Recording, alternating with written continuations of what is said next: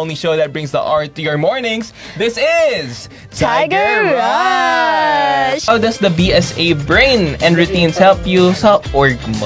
Medyo mahirap pero we still try to find middle ground between balancing academics ng AMVians kasi syempre pag mag-e-election hindi pwedeng matamaan yung ACADS since ACADS first tayo.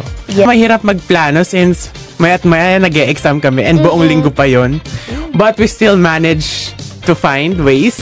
So did you ever experience a Christmas celebration that truly inspired a sense of community or generosity? Usually, pag Christmas season, then uso yung mga gift-giving activities for less privileged. I know of my students who do that. Parang the morning of Christmas, they would really go around the streets of Manila to give gifts to the street dwellers. I love that. How do you maintain that balance between academics and the extracurriculars? For me, I was able to maintain that balance sa tamang mind conditioning. You will tell yourself na kaya mo despite na nahihirapan ka, despite nahihirapan ka mag-juggle. Because when you keep on telling yourself na kaya mo, eventually nakakaya mo talaga siya. Like, you just really have to conceptualize yourself na kakayanin mo para makaya mo. I wouldn't receive those awards if I didn't also have the support of the people around me.